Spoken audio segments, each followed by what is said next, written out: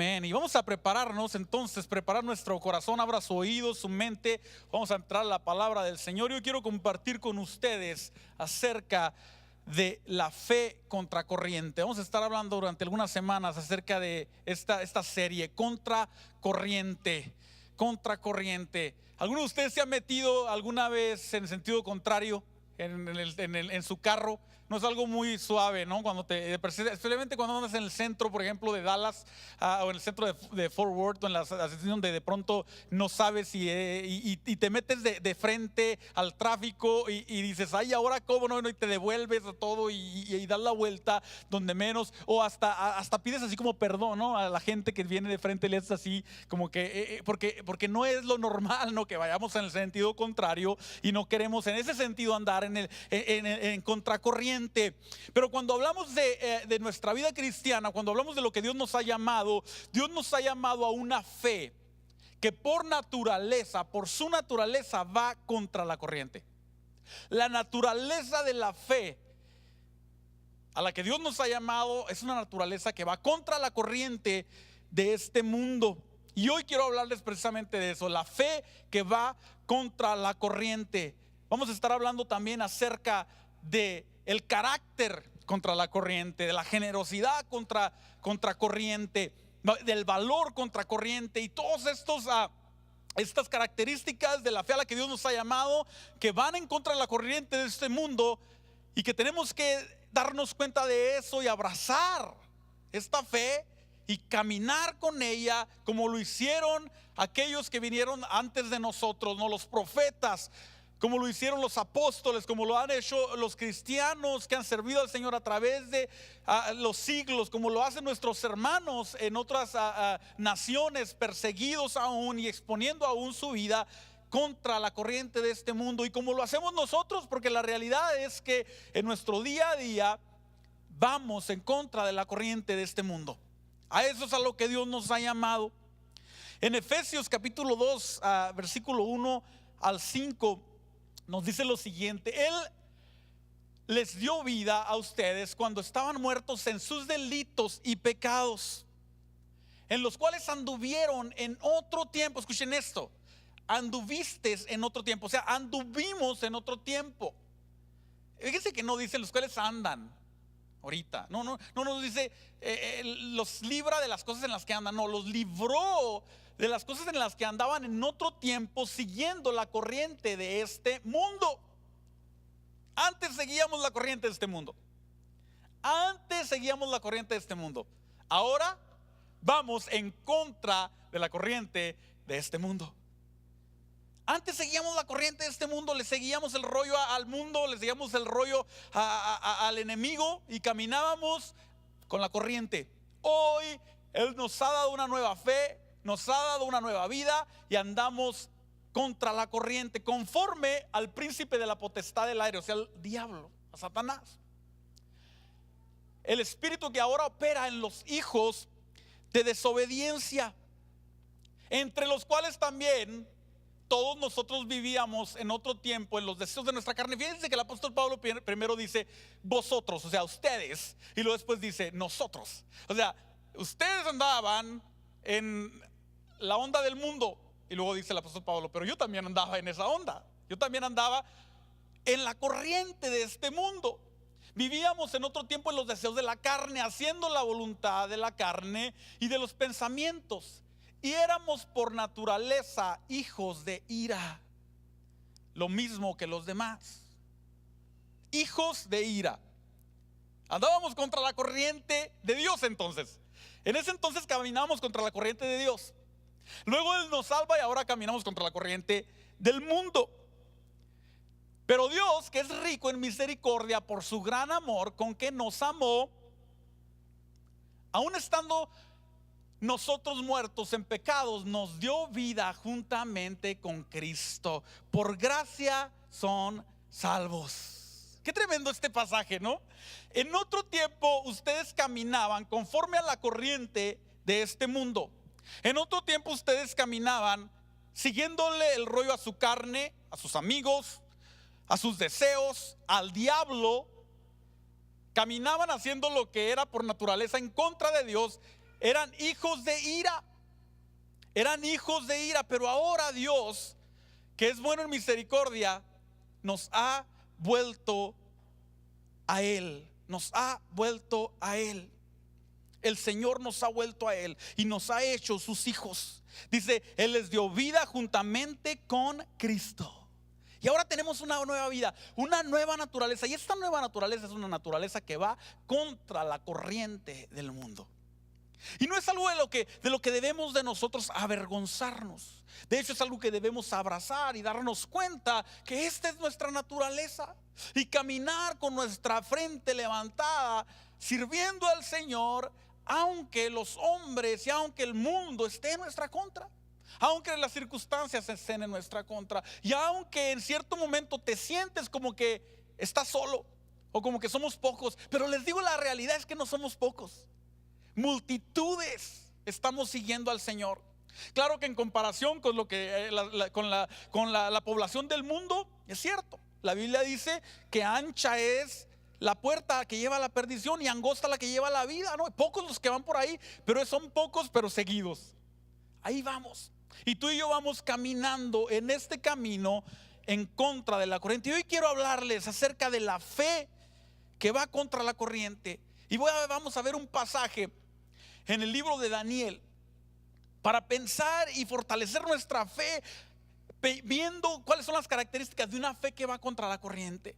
Y al final de esta reunión que nosotros vamos a decir, Señor, yo quiero caminar en una fe así, una fe fortalecida, una fe que es constante, una fe que es única, una fe que te sirve, una fe que es privada pero que es también pública, y una fe que es hasta las últimas consecuencias. Y esto lo vamos a ver en la vida de Daniel. ¿Se acuerdan de Daniel, el profeta Daniel? En el capítulo 6 de Daniel, vamos a leer, si me quieren seguir aquí, vamos a leerlo.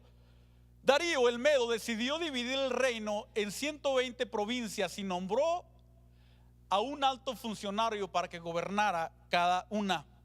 Asimismo, el rey escogió a Daniel y a 2 personas más como administradores para que supervisaran a los altos funcionarios y protegieran los intereses del rey. Pronto Daniel demostró ser más capaz que los otros administradores y altos funcionarios debido a la gran destreza administrativa de Daniel. Y el rey hizo planes para ponerlo frente al gobierno de todo el imperio. Entonces los demás administradores y altos funcionarios comenzaron a buscar alguna falta en la manera en que Daniel conducía los asuntos de gobierno, pero no encontraron nada que pudieran criticar o condenar. Me gusta mucho esta parte, escuchen. Era fiel, siempre responsable y totalmente digno de confianza. Qué tremendo estas 3 cosas, ¿no? Que Dios, que la gente pudiera decir de nosotros estas 3 cosas. Cuando buscan acusarnos de algo, que digan, es fiel, es siempre responsable, es totalmente digno de confianza. ¿Qué hacemos ahora para encontrarle algo, no? Para buscarle un error, para encontrar alguna situación, para ponerle tropiezo. Y Daniel, Dios lo había puesto en una situación de influencia, y el enemigo no le gustaba, ¿no? Como no le gusta que a ninguno de nosotros nos ponga el Señor en una posición en la que nos ha puesto en lugares celestiales juntamente con Cristo, y quiere buscar la forma en hacernos tropezar. Y nos mira y qué tremendo que pudiera decir de nosotros, es fiel, es responsable, es totalmente digno de confianza. No le encuentro por dónde llegarle. Es fiel, totalmente responsable, digno de confianza. Finalmente llegaron a la siguiente conclusión: nuestra única posibilidad de encontrar algún motivo para acusar a Daniel será en relación con las normas de su religión, o sea, con su fe. Así que los administradores y los altos funcionarios se presentaron ante el rey y dijeron: que viva el rey Darío. ¿Alguno de ustedes ha tenido una situación así en su trabajo? Que alguien va con su jefe, ¿no? Así como decimos vulgarmente, de lambiscón, a poner a ustedes en mal, ¿no? Así, jefecito, mira, el cristiano aquel que tú te has puesto. Y así, ¿no? Llegaron estos con el rey. Que viva el rey Darío. Todos nosotros, administradores, autoridades, altos funcionarios, asesores y gobernadores, nos hemos puesto de acuerdo en que el rey apruebe una ley que se haga cumplir estrictamente. Ordene usted que en los próximos 30 días todo aquel que ore a quien sea, divino o humano, excepto a usted, que lambiscones, ¿no? Así que ore nada más a usted su majestad, sea arrojado al foso de los leones. Que nada más oren a ti, oh rey, que nada más vengan y puedan hablarte a ti, que nada más puedan pedirte a ti, que nada más puedan venir y buscar tu favor, que nada más puedan venir y buscar lo que tú quieres para el reino, ¿no? Que tú seas el Dios. Ahora bien, su majestad emita y firme esta ley de tal modo que no pueda ser alterada. Una ley oficial de los medos y de los persas que no puede ser revocada. Así que el rey Darío firmó la ley. Sin embargo, cuando Daniel oyó que se había firmado la ley, fue a su casa y se arrodilló como de costumbre en la habitación de la planta alta, con las ventanas abiertas que se orientaban hacia Jerusalén, y oraba 3 veces al día, tal como siempre lo había hecho, dando gracias a su Dios. Vienen, le ponen una trampa a Daniel. Vienen y le ponen una situación en la que saben que lo iban a confrontar. No habían encontrado una situación en su carácter, ni era ratero, ni era flojo, ni era irrespetuoso. Era fiel, hacía lo que tenía que hacer, pero sabían que Daniel tenía un Dios al que tenía que servir. Y dijeron: aquí vamos a agarrarlo y le vamos a poner una trampa, y va a tener que o enfrentarse con su Dios o enfrentarse con el rey. O va a tener que deshonrar a su Dios o deshonrar al rey. O va a tener que meterse con la corriente, o se mete en contra de la corriente y va a tener que morir. Y le ponen en esta situación, y vemos aquí la primera característica de una fe que va contra la corriente. La primera característica es una fe constante y una fe única, aun cuando las circunstancias cambian. Daniel había sido fiel a Dios. Era un hombre que servía al Señor, era un hombre que amaba a Dios, y Dios lo había llevado a una situación de influencia y todo estaba bien. Pero de pronto las circunstancias cambian, de pronto las circunstancias ya no son las mismas. De pronto ahora ya no es, o sigue siendo el favorito del rey, pero ahora el rey está en su contra, porque firmó un decreto, y el rey, aunque lo habían engañado, su decreto tenía que cumplirse. Y Daniel se da cuenta de que lo ponen en esta situación, y lo que dice el pasaje antes ahí, lo último que leímos, dice: de igual manera que lo hacía antes, volvió a ir y se volvió a arrodillar y volvió a orar. Ahora, cuando pensamos, los que vinieron delante del rey le dijeron: vamos a hacer esta ley por 30 días. Si a lo mejor alguno de nosotros nos pasara esto, ¿qué diríamos? Señor, pues por 30 días no voy a orar. ¿Qué tanto son 30 días, no? Por 30 días, Dios, tú me perdonarás, tú sabrás mi situación. ¿Qué tanto son 30 días? Pues en 30 días puedo ser de la secreta, ¿no? Como decimos, o sea, ahí llevármela, digo, no, aquí hago como que oro a Darío, pero pues en realidad a lo mejor oro a ti, Dios, tú conoces mi corazón. Pero no fue así. Daniel volvió a ir, se volvió a orar, a hincar, abrió las ventanas mirando a Jerusalén. A veces pensamos que lo hacía por religiosidad, ¿no? Y que lo viera. No, lo hacía porque los judíos oran mirando a Jerusalén, ¿no? Y abrió sus ventanas y siguió orando de la misma forma que oraba siempre. Y lo miraron, obviamente, y tuvo que enfrentarse a una situación. Pero su fe era una fe constante, una fe que no cambió, aun cuando estaba en una situación de influencia y cuando estaba en una situación en la que se tuvo que enfrentar con una decisión y decir: ¿qué voy a hacer ahora? Me van a correr del trabajo porque soy cristiano. ¿Qué voy a hacer ahora? Me voy a enfrentar a la crítica de mis amigos. ¿Qué voy a hacer ahora? Me voy a enfrentar a mi familia. A lo mejor algunos de ustedes se tuvieron que enfrentar a sus familias, o a lo mejor todavía se siguen enfrentando a sus familias, ¿no? Que los siguen criticando cada vez que se los encuentran, ¿no? Y que les siguen diciendo: ¿para qué estás ahí? ¿Para qué haces eso? Y a lo mejor has tenido situaciones difíciles y lo que primero que te dicen: ¿ves? Pues no, que sirviendo al Señor te va a ir bien.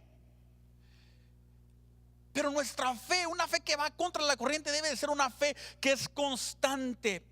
Y no nada más eso, sino que es una fe única. no se divide y no se comparte con otros. No podemos poner nuestra fe en Dios por un poquito y luego decir, bueno, sigo adorando a Dios, pero pues voy a cumplir con el requisito de Darío poquito, ¿no? Y voy a orar a Darío también. Voy a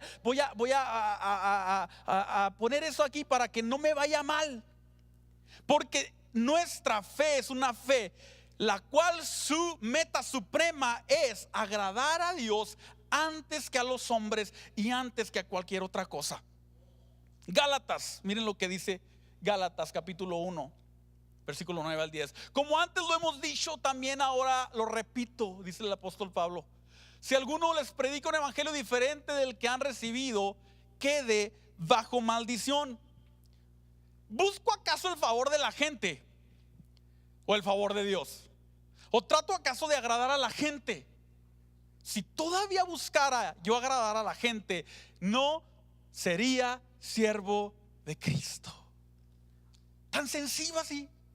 ¿Qué busco agradar? Y la gente incluye aún a nuestros familiares, incluye aún a nuestros familiares más cercanos, porque puede ser incluso la división entre nuestra misma familia cercana, nuestros padres, nuestros hijos. Jesús dijo: el que no deja padre o a madre no es digno de ser mi discípulo. ¿Y por qué Jesús tuvo que poner específicamente ese ejemplo tan duro de seguir, no?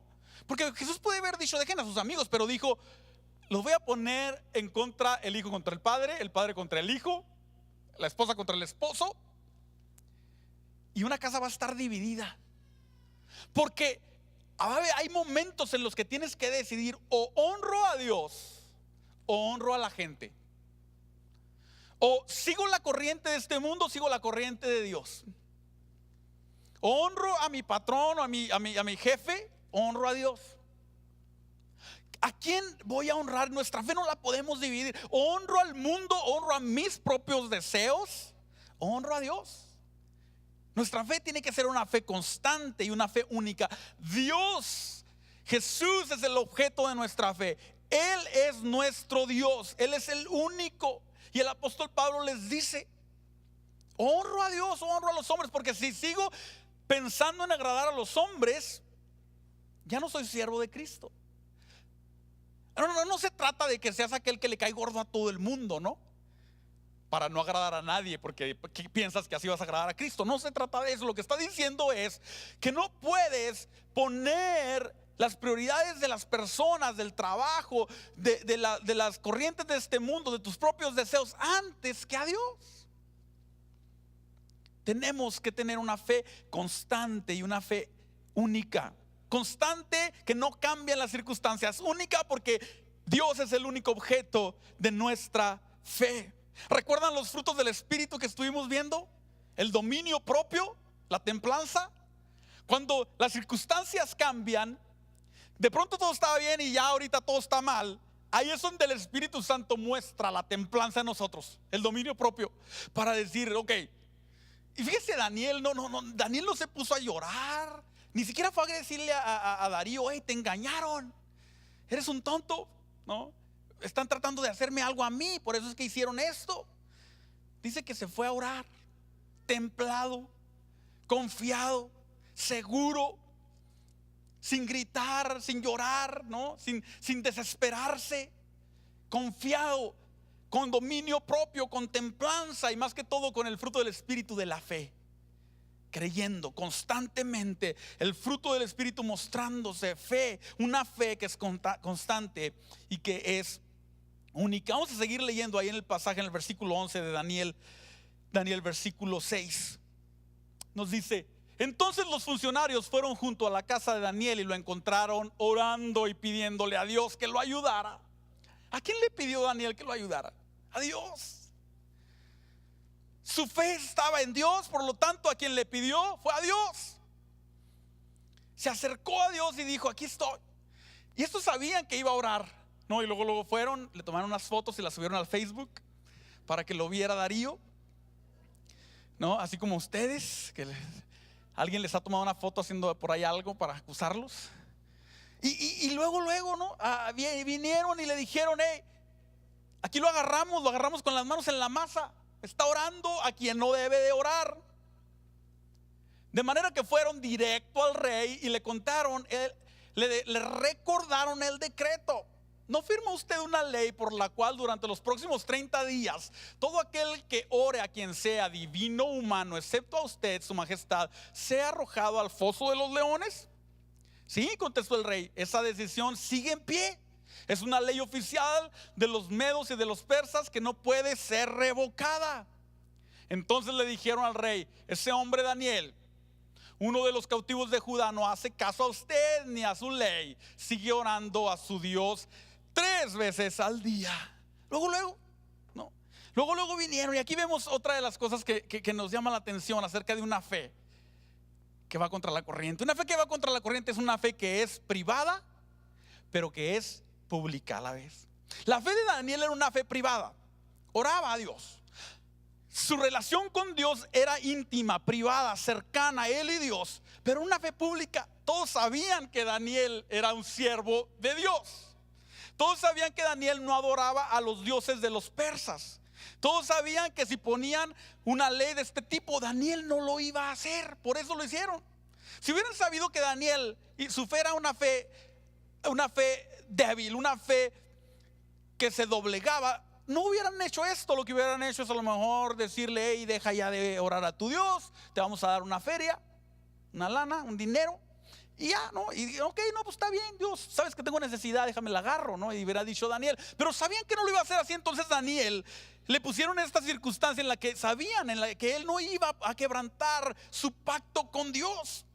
Era una fe pública, era una fe que se había manifestado en Romanos capítulo 10, versículo 10 nos dice esto: porque con el corazón se cree para alcanzar la justicia, pero con la boca se confiesa para la salvación. Y esto me llama la atención porque es precisamente como debe ser nuestra fe.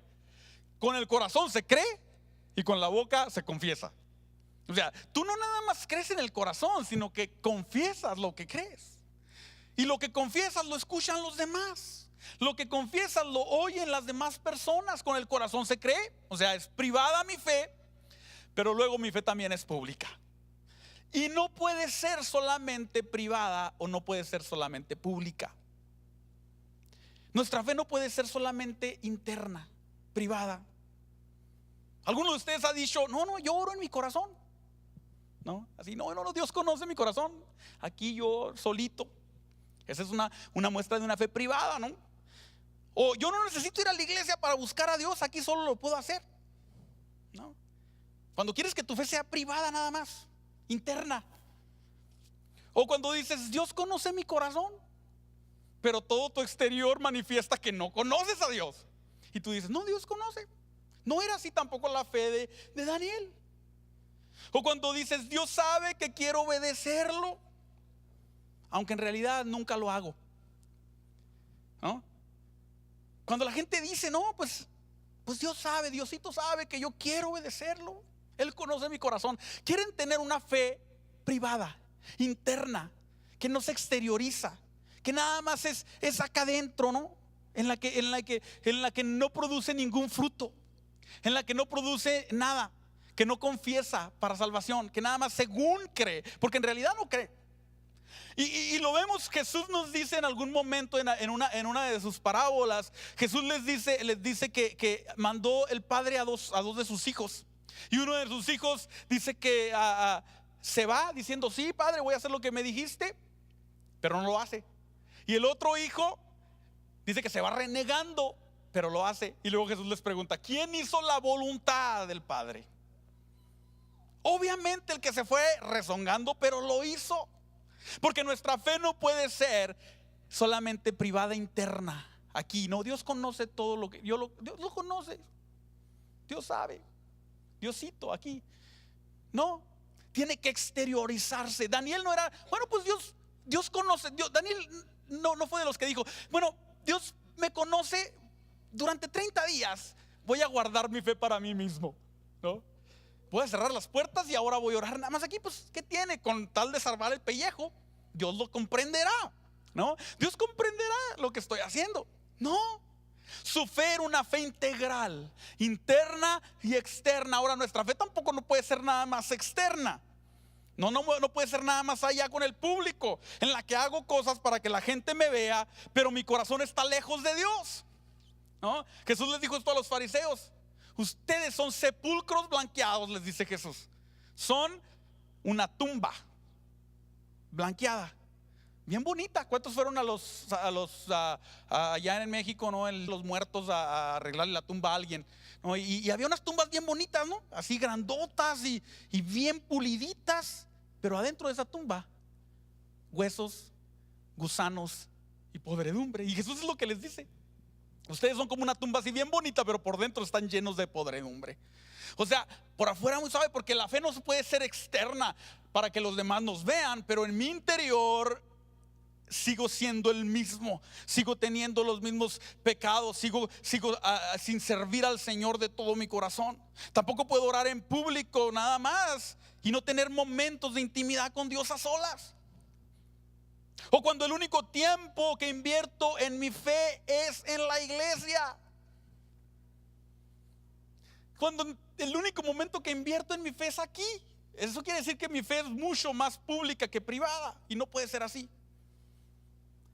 Allá en tu casa en nuestra casa tenemos que buscar a Dios, leer la palabra, leer a los libros que nos alimenten, saber lo que escuchamos, tener tiempos de buscar a Dios, meditar en su palabra. No puede ser nada más aquí, no puede ser nada más pública, no puede ser solamente privada, no puede ser tampoco nada más pública. Es una fe que es privada y es pública.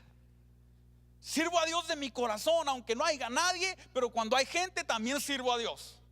Si me ven, que me vean. Yo soy el mismo donde sea. Yo me he peleado contra la religión. Yo crecí en una iglesia desde chiquito, y yo estoy peleado contra la religión que dice: si el hermano me ve, tengo que comportarme de una forma diferente. No. Si cualquiera de nosotros tenemos que vivir, si vivimos así, es porque no estamos viviendo directamente una vida conectada con Dios, viviendo delante de Dios. Si cuando el hermano se acerca cambiamos nuestra forma, ¿no? O de vestir, o de actuar, o de hablar, es porque algo anda raro. Nuestra fe es más pública que verdadera. No puede ser así. Porque miren, si ofende al hermano, ha de ofender a Dios, ¿no? Si el hermano es una buena persona, obviamente, ¿no? Tenemos que tener una fe privada y pública. Y Daniel tenía una fe privada y pública.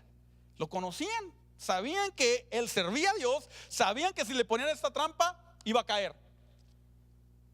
Sabían. ¿Por qué? Porque su fe era una fe constante.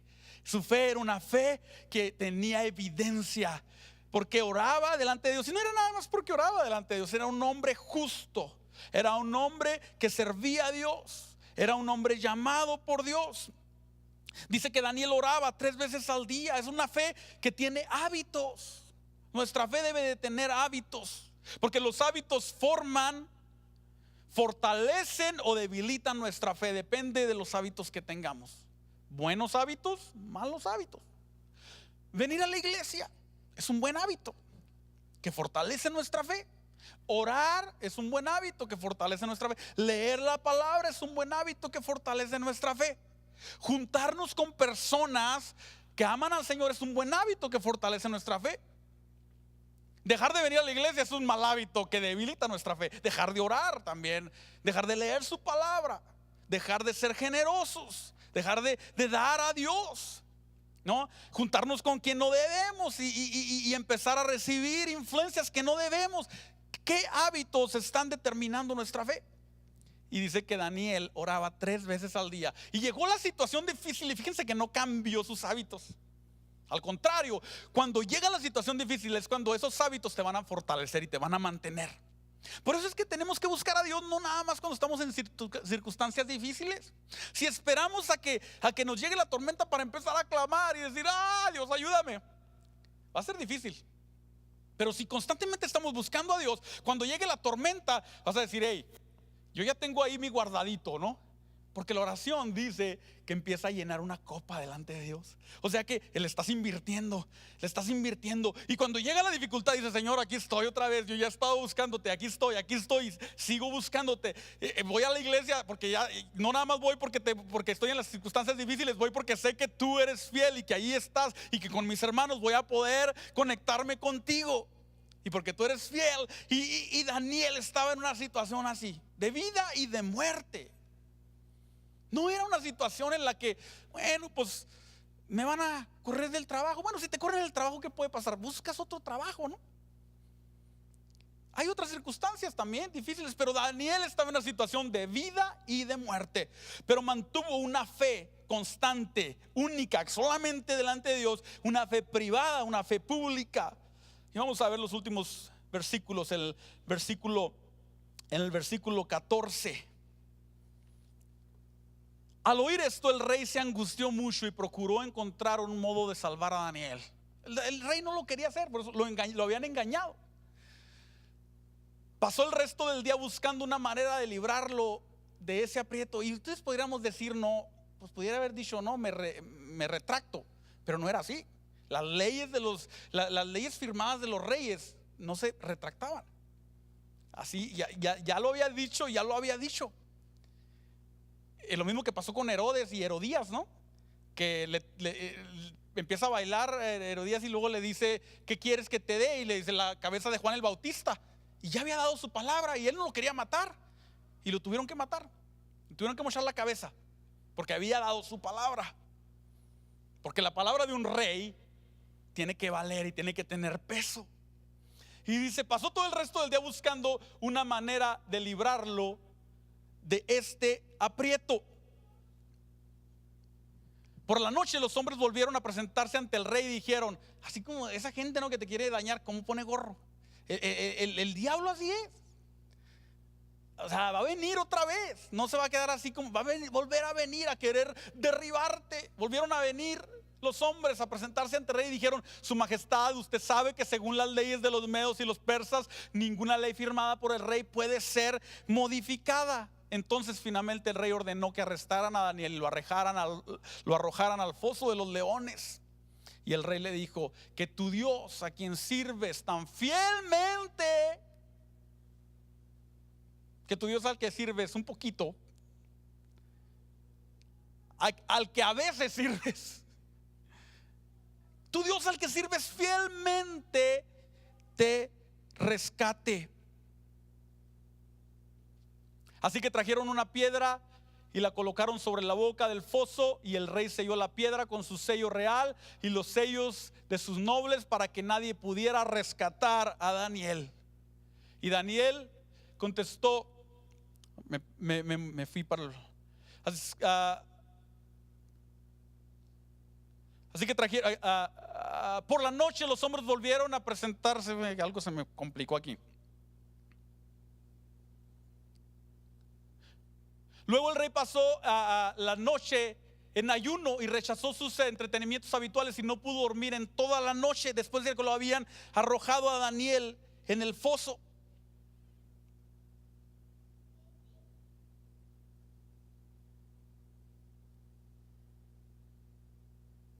Muy temprano en la mañana siguiente el rey se levantó y fue deprisa al foso de los leones. Cuando llegó ahí gritó con angustia: Daniel, siervo del Dios Altísimo, ¿pudo tu Dios, a quien sirves tan fielmente, otra vez, sirves tan fielmente, rescatarte de los leones? Y Daniel le contestó: que viva el rey. Mi Dios envió a su ángel para cerrarle la boca a los leones a fin de que no me hicieran daño, porque fui declarado inocente ante Dios y no he hecho nada malo en contra de usted, su majestad. Y el rey se alegró mucho y mandó que sacaran a Daniel del foso. No tenía ningún rasguño porque había confiado en Dios. Una fe constante, una fe hasta las últimas consecuencias. O sea, vienen, agarran a Daniel, le dicen: te vamos a echar al foso de los leones. Y Daniel sigue diciendo: no voy a orarle a Darío, aunque sea muy bueno. No voy a orar al rey, voy a seguir orando a Dios. Y lo echan al foso de los leones. Y conocemos la historia. Dios lo rescata a través de un ángel. Dios lo rescata y el mismo rey se da cuenta y después dice y pone un edicto que nadie ore sino al Dios de Daniel. El punto que vemos aquí es que la fe de Daniel era una fe hasta las últimas consecuencias, dispuesto hasta lo último. Mi fe va a estar intacta porque creo en el Dios verdadero y nada me va a mover. Y ahí estaba. Y lo echaron al foso de los leones. ¿Se lo podían haber comido los leones? Sí. Muchos otros mártires se los comieron los leones. Pero Daniel, Dios tenía un plan con Daniel. ¿Qué plan tiene Dios contigo? No sé. A lo mejor te va a llevar en una circunstancia y luego te va a librar milagrosamente. Pero a lo mejor nuestra fe va a ser probada hasta las últimas consecuencias. Porque en el caso de Daniel, Dios lo libró. Y nos gusta creer que Dios nos va a librar de todo, ¿sí o no? Y nos gusta creer que Dios va a mandar un ángel. Y tenemos que orar para que Dios mande un ángel hasta el último del momento, hasta que nos coma el león. Tú sigues orando. Tú sigues orando, y creyendo y declarando que Dios es Dios y que Dios te puede librar, porque nos pueden librar. Pero hay veces que no va a pasar así. Y nuestra fe tiene que ser hasta las últimas consecuencias.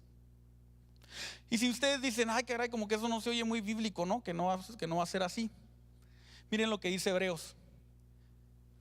Consideren aquel que sufrió tal contradicción de pecadores contra sí mismo, para que su ánimo no se canse hasta desmayar. Pues aún no han resistido hasta la sangre combatiendo contra el pecado. ¿Combatiendo hasta qué? Hasta la sangre.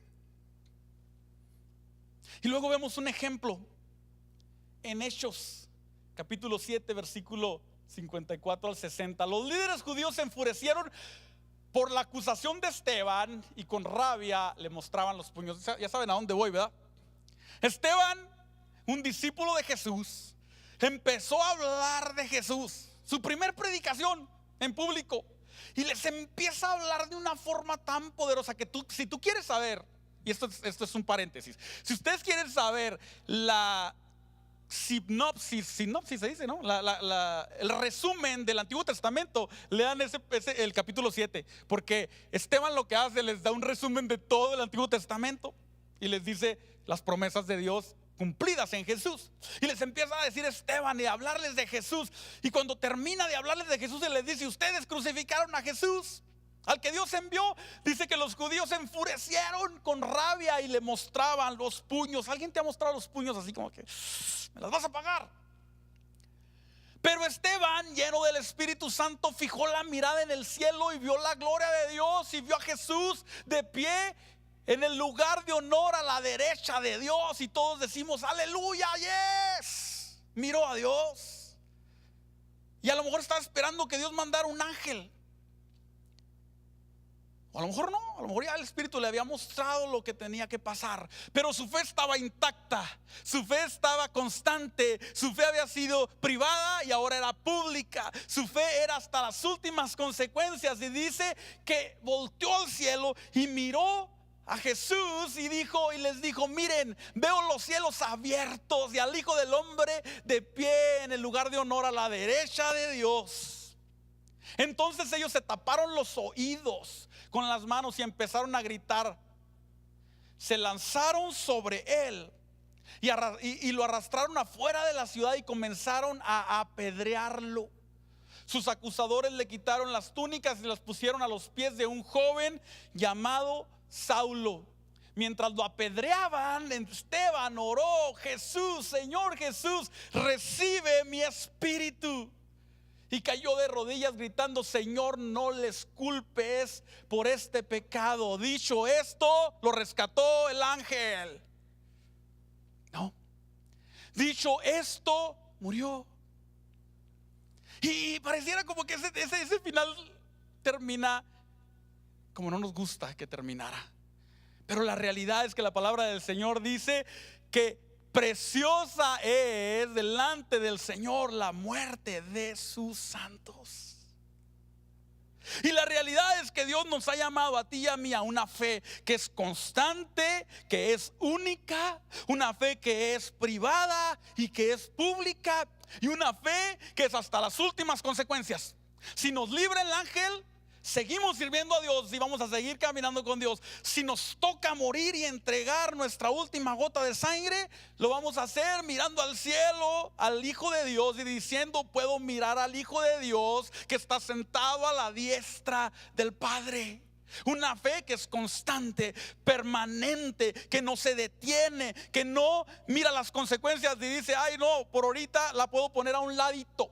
No, le voy a poner pausa a la fe. Le voy a poner pausa a mi vida cristiana, porque está difícil la cosa. La enfermedad está difícil, las circunstancias económicas están difícil, la presión en mi trabajo, la presión con mis amigos está difícil, en la escuela está difícil. Déjame, le pongo pausa, y cuando se ponga buena la cosa, entonces vuelvo a servir a Dios. No es así. Debemos de tener una fe constante, una fe permanente, y seguir clamando al Señor, y seguir hablando del Señor y esperando su liberación. Pero si nos toca entregar todo, ¿vamos a ser constantes? Yo creo que sí. Yo creo que sí. Yo creo que el Espíritu Santo nos va a dar ese poder para decir: mi fe es una fe constante. Pónganse de pie conmigo. Mi fe es una fe hasta las últimas consecuencias. Y voy a creer que Dios me puede liberar. Ese es nuestro deber, creer que Dios nos puede liberar, creer que Dios me puede sacar de este foso, creer. Pero si el Espíritu Santo me muestra que es el tiempo, llegó un momento en el que el apóstol Pablo tuvo que decir: ¿saben qué? Yo ya corrí la buena batalla, ya peleé la buena batalla, ya es mi fin, me van a sacrificar. Por lo demás me queda la corona. Porque nuestro fin no es esto. Nuestra fe no es para este lugar nada más. Nuestra fe es una fe que debe ser constante, una fe que va contra la corriente. Porque la corriente de este mundo dice: si te conviene, síguelo, pero si no te conviene, abandónalo. ¿Sí o no? Si te conviene ser cristiano, órale pues, sí, no, está bien, está suave, te está yendo bien, qué bonito, no, pues sigue sirviendo a Dios. Pero cuando las cosas están difíciles, pues abandónalo. ¿Para qué estás ahí? Si el barco se empieza a hundir, bríncale, ¿no? Pero nuestra fe no puede ser así. Nuestra fe es una fe constante, una fe única. Solamente Dios, aunque los hombres se me pongan en contra, solamente Dios. Una fe que es privada. Yo sirvo a Dios en lo secreto y yo sirvo a Dios en público también. Si alguien me pregunta, yo sirvo a Dios. Y es una fe hasta las últimas consecuencias. Pero el Señor nos puede librar de todo. Y de hecho ya nos ha librado de todo. De hecho ya ha cobrado para nosotros. Y de hecho ya nos ha dotado a través de su Espíritu con el poder que necesitamos para este camino en contra de la corriente. ¿Qué es lo que estás viviendo? ¿No? ¿Qué es lo que estás viviendo? Cuando piensas en esta imagen y tú vas ahí en contra de la corriente, a lo mejor ahorita te estás encontrando con enfermedades, a lo mejor te estás encontrando con desánimos, a lo mejor incluso hasta con ansiedad, a lo mejor te estás encontrando con dificultades económicas que no esperabas, a lo mejor con traiciones. ¿Qué es aquello que está en contra de ti, que te quiere hacer retroceder, que te quiere hacer devolverte y decir: es más fácil caminar con todos, es más fácil rendirse? No, pero tú y yo decimos no, porque el Señor me ha llamado.